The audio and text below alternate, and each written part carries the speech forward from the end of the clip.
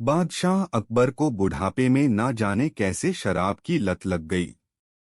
रात में जब हुआ अपने नवरत्नों के साथ होते तो उनसे छिपकर थोड़ी सी पी लेते थे।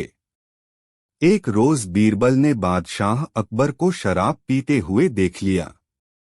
उस समय तो बीरबल ने कुछ नहीं कहा, लेकिन एक रोज वह उस कमरे में पहुंच गए जहां बादशाह शराब रखते थे। बीरबल ने कमरे की चीजों को इधर उधर बिखेरकर शराब की बोतल को दुशाले से ढककर बगल में दबाया और धीरे से बाहर निकल गए। बादशाह अकबर ने बीरबल को कमरे से निकलते हुए देख लिया, लेकिन वह यह सोचकर शांत ही रहे कि बीरबल किसी काम से कमरे में गए होंगे। लेकिन फिर भी बादशाह को तसल्ली नहीं हुई तो उन्होंने बीरबल को बुलाया। बीरबल अकबर बादशाह के सामने बगल में शराब की बोतल दबाए आ खड़े हुए। बादशाह ने बीरबल को गौर से देखते हुए पूछा, बीरबल तुम्हारी बगल में क्या है? बीरबल बोले, हुजूर क्या कर रहे हैं? कुछ भी तो नहीं है। बीरबल की बातों पर अकबर को विश्वास नहीं हुआ। उन्होंने दोबारा वही सवाल कर दिया। बीरबल बोले, हुजूर मेरी बगल में तोता है। अकबर बादशाह बीरबल पर नाराज हो गए और थोड़ी ऊंची आवाज में बोले, बीरबल यह मेरा हुक्म है। सच बोलो क्या है? बीरबल सिर झुकाकर बड़ी अदब से बोले, हुजूर घोड़ा है। बादशाह अकबर आश्चर्य में पड़ गए और कहने लगे, बीरबल आज तुम कोई नशा तो करके नहीं आए हो? उल्टा पुल्टा क्या बक रहे हो? सच क्यों नहीं बोलते? बीरबल बेखौफ होकर बोले, हुजूर हाथी है। अकबर बादशाह भौहें चढ़ाते हुए बोले, बीरबल बदतमीजी का सजा क्या है तुम्हें मालूम भी है? बोलो तुम्हारी बगल में क्या है? बीरबल बादशाह अकबर के क्रोध से बेखबर बोले, हुजूर गधा है। बादशाह अकबर बीरबल को दंडित भी तो नहीं कर सकते थे, क्योंकि वह उनके नवरत्नों में से एक थे। वह शांत समय बोले, बीरबल पहेलियां क्यों बुझा रहे हो? क्या है तुम्हारी बगल में? बीरबल इस बार सच बोले, शराब है हुजूर। यह बोलकर बीरबल ने बगल से बोतल निकाली और बादशाह के सामने रख दी। बादशाह अकबर को बड़ा ही आश्चर्य हुआ और उन्होंने मन ही मन सोचा, अच्छा तो बीरबल भी शराब पीते हैं। यह सोचते हुए अकबर ने एक सेवक से कहा, बीरबल को आराम से घर पहुंचा देना। अकबर बादशाह के मन में यह बात थी कि बीरबल आज होश में नहीं है, उन्होंने अवश्य ही शराब पी है। बीरबल चुपचाप घर आ गए। शाम के समय जब नवरत्नों की महफिल जमी तो बीरबल भी महफिल में आ गए। बादशाह अकबर को बड़ा ही ताज्जुब हुआ। उन्होंने बीरबल से पूछा, अब आपकी तबीयत कैसी है? बीरबल चौंकते हुए बोले, हुजूर मेरी तबीयत को क्या हुआ था? अकबर बादशाह बोले, बीरबल तुम ठीक ठाक ना होते तो क्या शराब की बोतल बगल में छिपाकर पूछने पर यह बात बोलते कि घोड़ा है, हाथी है, गधा है, तोता है? बीरबल तो मौके की ही तलाश में थे। बड़े ही शांत शांत स्वर में बोले, हुजूर मैं उस समय ना तो बेहोश था और ना ही मदिरापान किया था, लेकिन जो कुछ भी बोला था वह बिल्कुल सच था। तुम होश में तो हो? बीरबल अकबर बादशाह ने बीरबल को देखते हुए पूछा। हुजूर गुस्सा ना करें। पहली बार जब आपने पूछा कि बगल में क्या है तो मैंने कहा कुछ नहीं। हुजूर यह ठीक ही तो है, पहला प्याला पीने पर आदमी को कुछ भी पता नहीं चलता, किंतु दूसरा प्याला पीते ही उसकी आवाज तुतलाने लगती है। मैंने आपके दोबारा पूछने पर इसलिए तो कहा था तोता है। शराब का तीसरा प्याला गले से नीचे उतरते ही आदमी घोड़े की तरह हिनहिनाने लगता है, इसीलिए तीसरी बार पूछने पर मैंने कहा था घोड़ा है। चौथा प्याला गले से नीचे उतरते ही आदमी मतवाला हो जाता है, इसीलिए आपके चौथी बार पूछने पर मैंने कहा था बगल में हाथी है। पांचवी बार जब आपने पूछा कि बगल में क्या है तब मेरा जवाब गधा था, क्योंकि पांचवा प्याला हलक से उतरते हैं आदमी गधा बन जाता है। जो चाहो उससे करवा लो, जो चाहो उस पर लाद दो या नाली में फेंक दो। छठवां प्याला हलक से उतरते ही आदमी अपना होश खो देता है। इसलिए जब आपने छठी बार पूछा तो मैंने पूरा बोतल ही आपके सामने रख दी। अपनी हाजिर जवाबी के लिए मशहूर चतुर बीरबल को अकबर ने उठकर गले से लगा लिया। फिर वह उस कमरे में चले गए जहां उन्होंने शराब की बोतल रखी थी। बोतल वहां नहीं थी और कमरे की चीजें बिखरी हुई थीं। बादशाह अकबर को यह समझने में देर न लगी कि यह सब बीरबल का ही किया धरा है और उन्होंने मेरे भले के लिए ही इतना सब कुछ किया। इसके बाद तो अकबर बीरबल से और भी अधिक प्रभावित हुए और न सिर्फ उन्हें इनाम से नवाजा बल्कि बादशाह ने शराब पीनी भी छोड़ दी।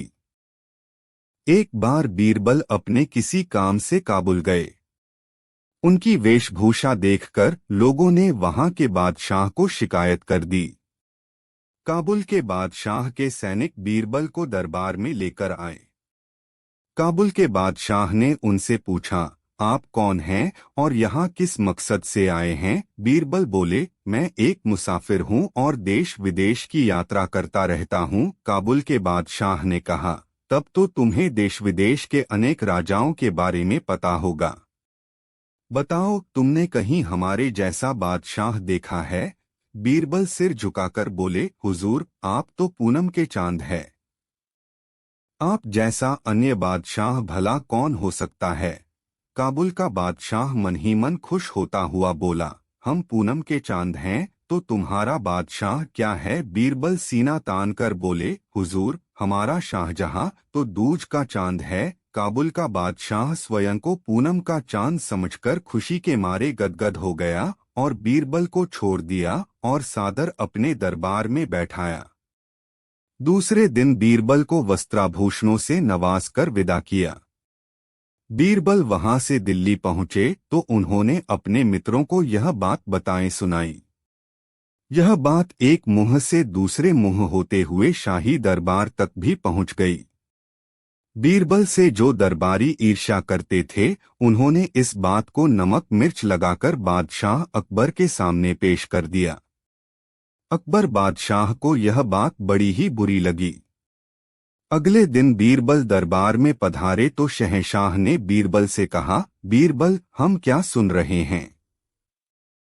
तुम काबुल गए थे।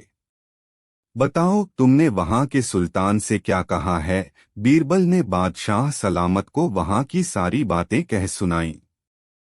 अकबर बादशाह नाराज होते हुए बोले, बीरबल, काबुल के बादशाह को पूनम के चांद की तरह बड़ा और हमें दूज के चांद की तरह छोटा बताकर तुमने हमारी बेइज्जती नहीं है की है। बीरबल सहज भाव से ही बोले, बादशाह सलामत, आप यह क्या कर रहे हैं? मैंने तो वहां आपका गुणगान ही किया है। पूनम का चांद कितना ही बड़ा क्यों ना हो, उसे कोई भी महत्व नहीं देता और वह तो अगले दिन से घटने लगता है। पल पल घटने वाली चीज तो हर धर्म में अशुभ, तुच्छ और त्याज्य मानी जाती है। दूज का चांद चाहे कितना भी छोटा हो, लेकिन हिंदू और मुसलमान दोनों ही बड़े आदर भाव के साथ उसका दर्शन करते हैं। मुस्लिम महीना दूज से ही शुरू होता है। हिंदू लोग दूज के चांद को शुभ मानकर उसी दिन शुभ कार्य की शुरुआत करते हैं। इन सबसे बड़ी बात यह है कि दूज का चांद दिन प्रतिदिन बढ़ता ही है। जहां पनाह, अब आप ही बोलिए कि काबुल के बादशाह को पूनम का चांद और आपको दूज का चांद कहकर मैंने किसकी प्रशंसा की है? बीरबल को बादशाह ने उठकर गले से लगा लिया और कहा, मुझे पता है बीरबल, तुम जहां भी जाओगे वहां मेरी प्रशंसा ही करोगे। बीरबल से जलने वाले दरबारियों का मुंह इतना सा हो गया और जो दरबारी बीरबल की पसंद करते थे वह तालियां पीटकर उनकी तारीफ करने लगे। बीरबल की यही तो विशेषता थी कि वह बहुत ही सोच समझकर बातें करते थे और मौका आने पर अपनी बात को सिद्ध करके दिखा भी दे देते थे। एक समय की बात है। अकबर के राज्य में एक बहुत ही अच्छा मूर्तिकार था। वो जो भी मूर्ति बनाता उसमें कुछ ना कुछ खास जरूर होता था। एक दिन वो मूर्तिकार बीरबल के ज्ञान की परीक्षा लेने के लिए अकबर के दरबार में तीन एक जैसी दिखने वाली मूर्तियां लेकर आया। उन तीनों मूर्तियों में फर्क कर पाना बहुत मुश्किल था। अकबर ने वो तीन मूर्तियां देखी और उन मूर्तियों की काफी तारीफ करी और उनमें से एक मूर्ति को अपने पास रखने का और उस मूर्तिकार को उचित इनाम देने का फैसला किया।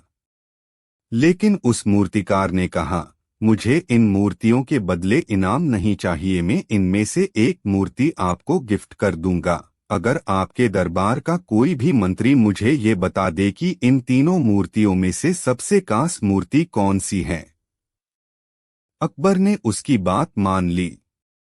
जिन मूर्तियों में कमी निकालना मुश्किल था उनमें से एक खास मूर्ति की पहचान करना अकबर के मंत्रियों के बस से बाहर था। अकबर ने इस पहेली को सुलझाने के लिए बीरबल को बुलाया और सारी बात बताई।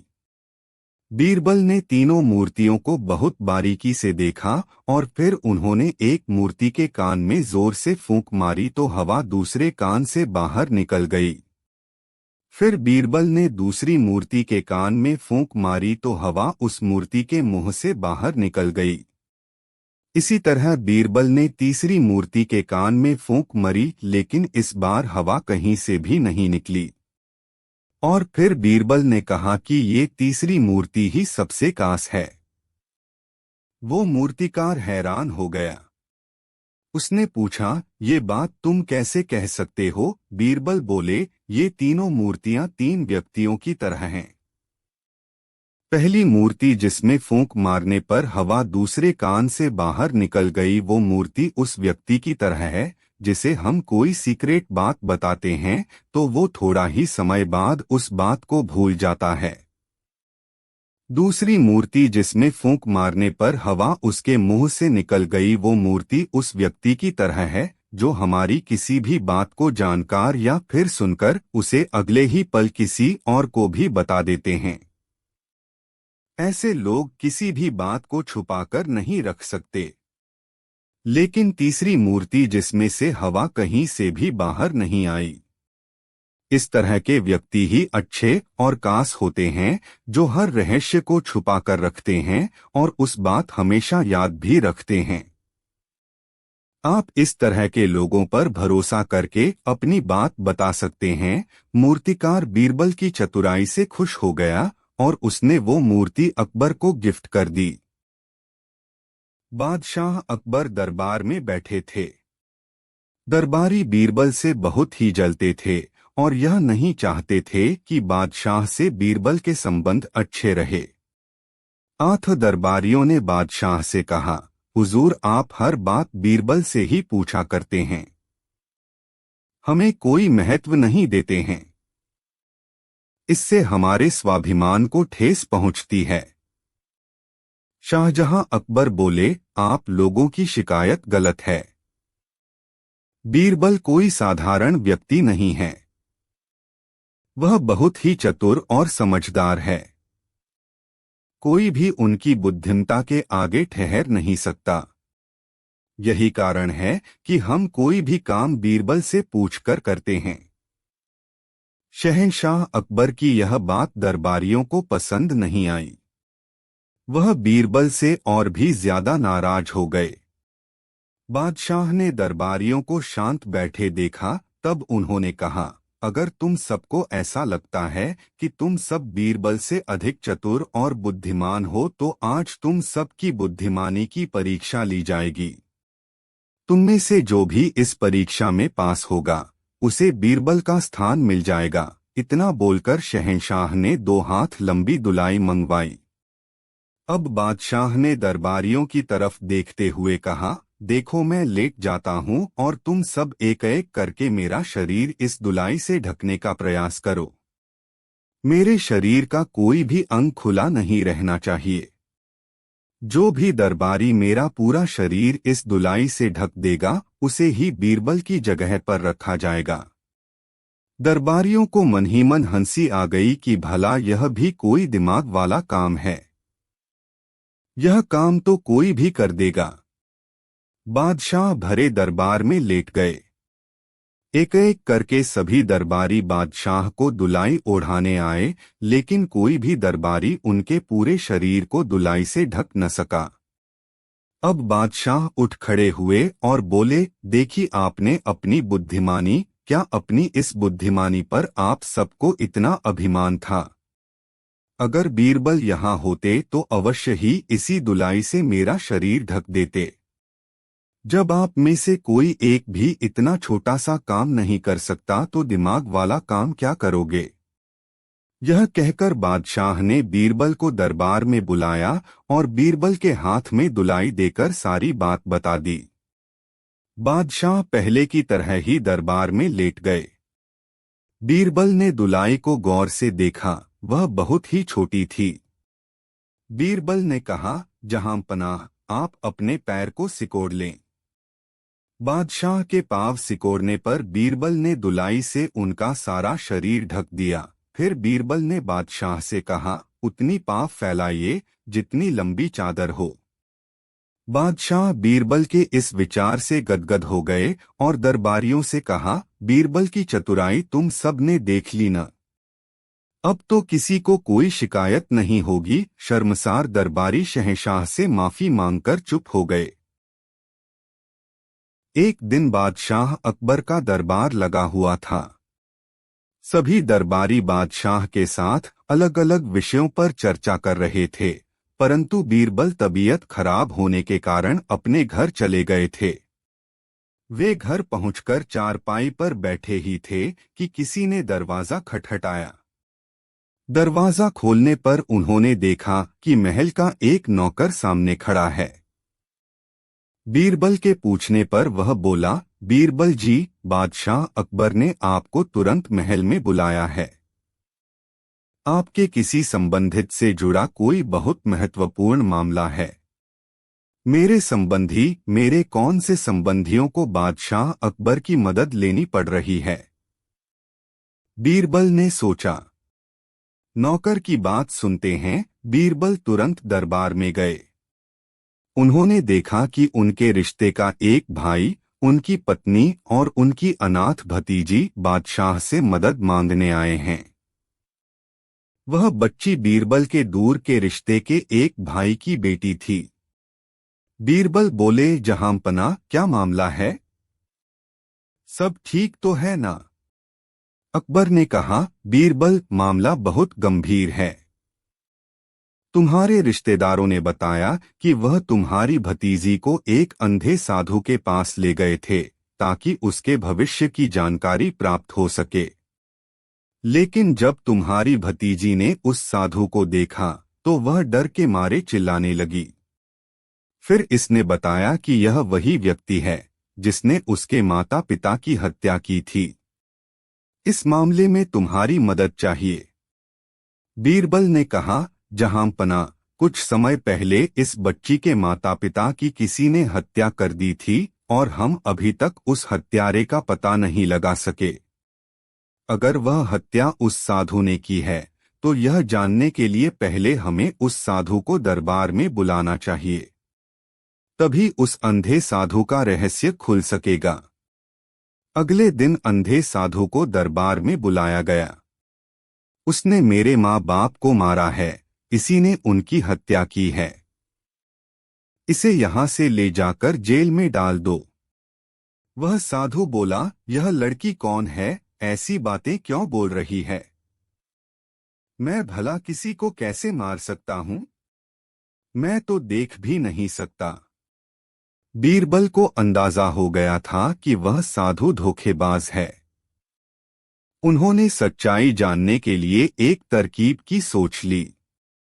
इसके बाद बीरबल ने साधु को दरबार के बीच में लाकर खड़ा कर दिया। फिर भी अचानक उसकी और एक नंगी तलवार लेकर ऐसे आए जैसे उसे मारने जा रहे हो। अंधा साधु अपनी तलवार निकालकर लड़ने के लिए तैयार हो गया।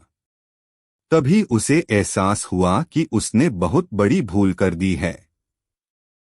क्योंकि अब सबको पता चल गया कि वह अंधा साधु नहीं बल्कि एक धोखेबाज है।